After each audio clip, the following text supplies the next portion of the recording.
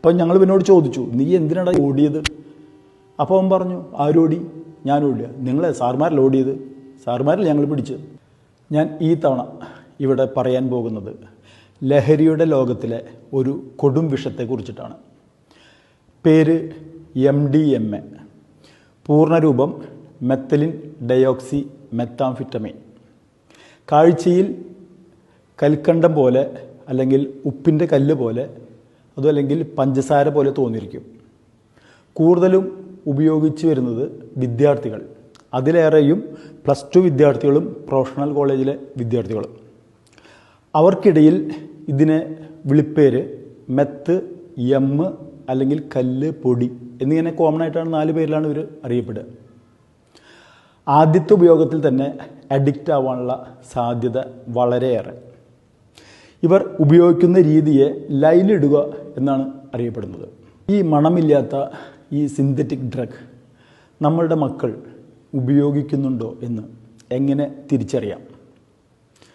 നമ്മൾ 8ാം ക്ലാസ് മുതലേ നമ്മളുടെ മക്കൾ ഉപയോഗിക്കുന്ന ഡ്രസ്സ്, അവരുടെ ബാഗ്, അവർ ഉപയോഗിക്കുന്ന റൂം, മറ്റു ഇടങ്ങൾ ആഴ്ചയിൽ 2-3 തവണയെങ്കിലും നമ്മൾ പരിശോധിക്കണം. ഈ സമയത്ത് നമ്മൾ ചുരുട്ടിയ നിലയിലുള്ള നോട്ട് കിട്ടുക, അതുപോലെ ഉപയോഗിക്കാത്ത 1-2 ATM കാർഡ് ഇവരുടെ പോക്കറ്റിൽ നിന്ന് അല്ലെങ്കിൽ ഇവരുടെ സ്ഥലത്ത് നിന്ന് കിട്ടുക, അതുപോലെ തന്നെ പ്ലാസ്റ്റിക്കിൻ്റെ ഇങ്ങനെ അമർത്താവുന്ന ചെറിയ പൗച്ച്, ട്രാൻസ്പെറൻ്റ് ആയിട്ടുള്ള പൗച്ച് ഇവരുടെ ബാഗിൽ നിന്ന് അല്ലെങ്കിൽ ഇവരുടെ ഇരിപ്പിടത്തിൽ നിന്ന് കിട്ടുക. ഇങ്ങനെ കിട്ടുകയാണെങ്കിൽ നമ്മൾ പേടിച്ചേ പറ്റൂ.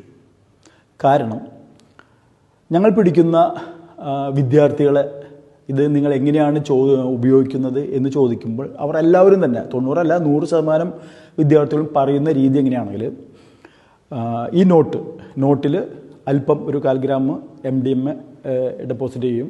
അതിൽ ATM കാർഡ് കൊണ്ട് നല്ലപോലെ റബ്ബ് ചെയ്യുക. വേറെ ഒന്നും അവർ ഉപയോഗിക്കില്ല. ATM കാർഡ് കൊണ്ട് നല്ലപോലെ റബ്ബ് ചെയ്ത് വളരെ നൈസ് പൊടിയാക്കും.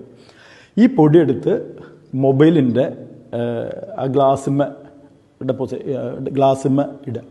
എന്നിട്ട് ATM കാർഡ് കൊണ്ട് തന്നെ അതിനൊന്ന് ഒതുക്കിയിട്ട് 2 ലൈൻ ഇടുക. അതാണ് ഞാൻ നേരത്തെ ഉപയോഗിക്കുന്ന രീതിയിൽ ലൈൻ ഇടുക എന്ന് പറഞ്ഞാൽ 2 ലൈൻ ഇടും, ഈ ഒന്ന് നീട്ടിയിട്ട്.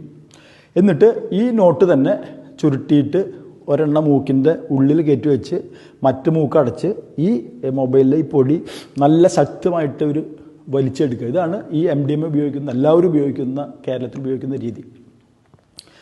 ഇത് ഉപയോഗിച്ച് കഴിഞ്ഞാൽ പിന്നീട് ഒരു 8 മണിക്കൂർ നേരത്തേക്ക് നമ്മളെ നിയന്ത്രിക്കുന്നത് നമ്മളുടെ സ്വബോധമല്ല, പിന്നെ ഈ പറഞ്ഞ സിന്തറ്റിക് ഡ്രഗ്, ഈ കൊടുംവിഷമായ സിന്തറ്റിക് ഡ്രഗായ MDMA ആണ് പിന്നെ നമ്മളെ നിയന്ത്രിക്കുന്നത് ഒരു 8 മണിക്കൂർ നേരത്തേക്ക്.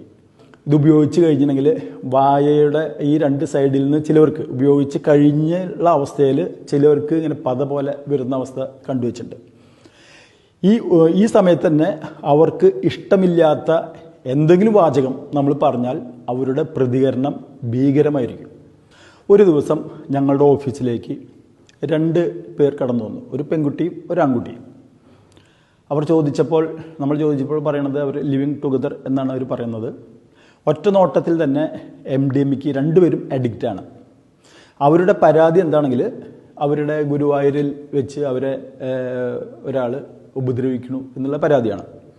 അങ്ങനെ ഈ പയ്യനെ നമ്മുടെ വാഹനത്തിൽ കയറ്റി നേരെ ഗുരുവായൂർക്ക് പോയി. അവിടെ എത്തുന്നതിനെക്കാട്ട് മുമ്പ് വെള്ളം കുടിക്കണം എന്ന് പറഞ്ഞ് നമ്മുടെ വാഹനം നിർത്തുകയും ആ സമയത്ത് തന്നെ ഇവൻ ഇറങ്ങിയിട്ട് ഓടി. ഞങ്ങൾ അത്ഭുതപ്പെട്ടു പോയി. കാരണം പരാതിക്കാരൻ ഓടുകയാണ്, പരാതിക്കാരൻ്റെ പിന്നാലെ ഞങ്ങളും. കാരണം ഒരു 1.5 കിലോമീറ്റർ ദൂരം, ചെറുപ്പം പയ്യനാണ്, 1.5 കിലോമീറ്റർ ഓടിച്ചിട്ടാണ് അവനെ പിടിക്കുന്നത്. ഈ പരാതിക്കാരൻ പിന്നെ ഞങ്ങൾ അങ്ങോട്ട് പോയില്ല. പരാതിക്കാരനെ തിരിച്ച് നമ്മൾ വാഹനത്തിൽ കയറ്റി നമ്മുടെ ഓഫീസിലേക്ക് വരുന്നതിൻ്റെ ഉള്ളിൽ ഇവൻ വളരെ ഭയാനകമായിട്ടുള്ള സംസാരവും ഓളിയും ബഹളും ആകെ സീനായിരുന്നു. അങ്ങനെ ഈ പയ്യനെ കൊണ്ടുവന്ന് തിരിച്ച് നമ്മളുടെ ഓഫീസിലെത്തിയപ്പോൾ ഇവൻ്റെ ബഹളം കേട്ടിട്ട് ആ പെൺകുട്ടി അതിലേറെ തീവ്രമായ രീതിയിൽ പ്രതികരിക്കലും ഓളിയിടുകയും അട്ടഹസിക്കുകയുമായിരുന്നു. വേറെ ഒന്നല്ല, ഇത് ഉപയോഗിച്ചു കൊണ്ടിരിക്കുന്ന കക്ഷിയാണ്. ആ സമയത്ത് ഇവന് കിട്ടാതെ വരുന്ന സമയത്താണ് ഈ ബഹളങ്ങളും ഈ കാര്യങ്ങളൊക്കെ ഉണ്ടാക്കിയത്. അപ്പോൾ ഞങ്ങൾ ഇവനോട് ചോദിച്ചു, നീ എന്തിനാണ് ഈ ഓടിയത്? അപ്പോൾ അവൻ പറഞ്ഞു, ആരോടി? ഞാൻ ഓടിയ. നിങ്ങളെ സാർമാരിൽ ഓടിയത്? സാറുമാരല്ല ഞങ്ങൾ പിടിച്ച്. ഇങ്ങനെയാണ് പറയുന്നത്. അതായത് പരസ്പര വിരുദ്ധമായിട്ടുള്ള വാക്കുകളാണ് ഇത് ഉപയോഗിച്ച് കഴിഞ്ഞാൽ വരുന്നത്. മറ്റൊരു ദിവസം ഞങ്ങൾ ഒരു പെൺകുട്ടിയെ തൃശ്ശൂർ ഈസ്റ്റ് ഫോർട്ടിൽ വെച്ചിട്ട് അവർ വരുന്ന വാഹനം തടഞ്ഞെടുത്ത് നമ്മൾ പിടിക്കുകയുണ്ടായി. അവരുടെ കയ്യിൽ നിന്നും 18 ഗ്രാം MDMA ആണ് കിട്ടിയത്, ആ പെൺകുട്ടിയുടെ കയ്യിൽ നിന്നും. അപ്പോൾ ഞങ്ങൾ ചോദിച്ചു, ഈ ഇത്രയും അധികം 18 ഗ്രാം എന്ന് പറയുന്നത് നിങ്ങൾ ഇത് ആർക്കൊക്കെ വിൽക്കാൻ വേണ്ടിയിട്ടാണ് ഇത് കൊണ്ടുവന്നത് ചോദിച്ചപ്പോൾ അവർ വളരെ കൂളായിട്ട് പറഞ്ഞത്, ഇത് വിൽക്കാനല്ല, ഇതെനിക്ക് സ്വയം ഉപയോഗിക്കാൻ വേണ്ടിയിട്ടാണ്. ഞാൻ ഇതിന് അഡിക്റ്റാണ്, കുറേ നാളുകളായിട്ട് ഇതിന് അഡിക്റ്റാണ്, ഇതില്ലാതെ എനിക്ക് പറ്റില്ല. അപ്പോൾ ചില സമയത്ത് ചോദിച്ചാൽ അന്വേഷിക്കുമ്പോൾ കിട്ടില്ല. കിട്ടുകയാണെങ്കിൽ തന്നെ 1 ഗ്രാമിന് 10,000 രൂപ വരെ കൊടുക്കേണ്ട അവസ്ഥ വരുന്നുണ്ട്. ബാംഗ്ലൂർ ആകുമ്പോൾ അത് ഇഷ്ടം പോലെ കിട്ടും. അതാണ് 18 ഗ്രാം പോയിട്ട് ബാംഗ്ലൂർ പോയി എടുത്തു വരുന്ന സമയത്താണ് ഞങ്ങൾ പിടിച്ചത്. വേറൊരു ദിവസം എനിക്ക് പരിചയമുള്ളൊരു പയ്യൻ, അവൻ കഞ്ചാവിന് അഡിക്റ്റാണ്. ആ പയ്യൻ ഒരു ദിവസം ഞങ്ങളുടെ റൂമിലേക്ക് വന്ന് എൻ്റെ അടുത്ത് വന്നിട്ടൊരു വെള്ള കടലാസിൽ ഒരല്പം വെളുത്തിലൊരു പൊടി പോലെയായിട്ട് കാണിച്ചു തന്നു. അപ്പം ഞാൻ പറഞ്ഞു, നീ എന്നോട്ടാണ് നീ കഞ്ചാവ് നിർത്തിയിട്ട് ഈ MDMA ഉപയോഗിച്ച് തുടങ്ങിയ ചോദിച്ചപ്പോൾ അവൻ പറഞ്ഞത്, സാർ MDMA ഇപ്പോൾ ഞാൻ കുറേ കാലമായിട്ട് MDMA ഉപയോഗിക്കുന്നുണ്ട്, ഇത് MDMA അല്ല സാർ, ഇത് പല്ലിൻ്റെ പൊടിയാണെന്ന് പറഞ്ഞത്. അതായത് MDMA സ്ഥിരമായിട്ട് ഉപയോഗിക്കുന്ന കാരണം അവൻ്റെ പല്ല് പൊടിഞ്ഞ്, അവൻ കാണിച്ചു തന്നു അതിന് പല്ലിൻ്റെ ഈ സൈഡുകളൊക്കെ പൊട്ടി പോകത്തില്ല. അവൻ എനിക്ക് കാണിക്കാൻ വേണ്ടിയിട്ട് അവൻ എടുത്തു വെച്ചിരിക്കുകയായിരുന്നു. ഈ പയ്യനെ നമ്മൾ മുന്നും റീഹാബിലിറ്റേഷൻ സെൻറ്ററിലേക്ക് 1-2 തവണ കൊണ്ടുപോയിട്ടുള്ളതാണ്. വീണ്ടും ഞങ്ങളുടെ അടുത്തേക്ക് അന്ന് വന്ന സമയത്തും ഇവനെ അതുപോലെ റീഹാബിലിറ്റേഷൻ സെൻറ്ററിലേക്ക് കൊണ്ടുപോകേണ്ടി വന്നു.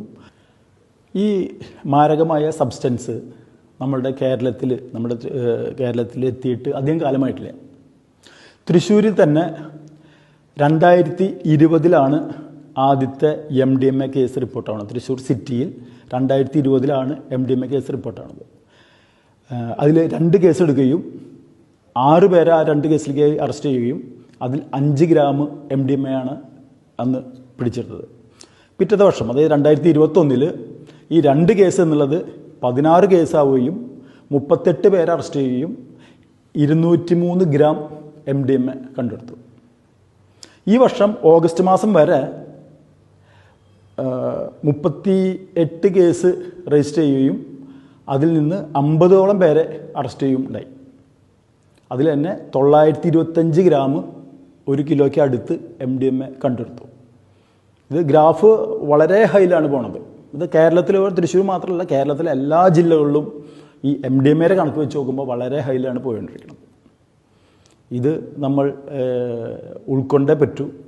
കാരണം വെച്ചാൽ പോലീസ് എത്ര ശക്തമായ രീതിയിൽ, പോലീസായാലും എക്സൈസ് ആയാലും വളരെ ശക്തമായ രീതിയിൽ പിടികൂടുണ്ടെങ്കിലും നമ്മളുടെ പൊതുസമൂഹം ഇതിൽ അവയർനെസ് ആയേ പറ്റൂ.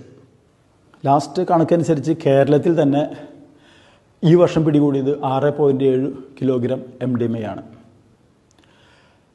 ഗുജറാത്ത്, നമ്മൾ ന്യൂസ് കേട്ടത് ഗുജറാത്തിൽ ഈ വർഷം മാത്രം 2000 കോടി രൂപയുടെ MDMA ആണ് പിടികൂടിയത്. അപ്പോൾ നമ്മൾ വിചാരിക്കും ഗുജറാത്തിലല്ലേ പിടികൂടി, നമുക്ക് എന്താ പ്രശ്നം?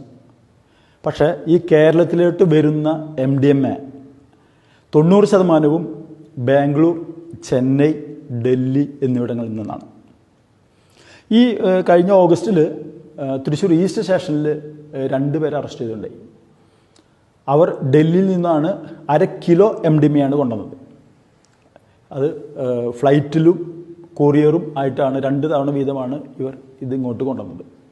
അവസാനമായി ഞാൻ പറയുന്നത്, നമ്മളുടെ ഈ മനോഹരമായ ഭൂമിയിൽ ജനിച്ച് മനോഹരമായി നമ്മളുടെ ജീവിതം ആസ്വദിച്ച് മടങ്ങുന്നതിന് പകരം നമ്മളുടെ ജീവിതം ലഹരിക്ക് അടിമപ്പെട്ട് പോകരുത് എന്നാണ് ലഹരി വിരുദ്ധ സ്ക്വാഡിൽ അംഗമായി എനിക്കും കേരള പോലീസിനും പറയാനുള്ളത്.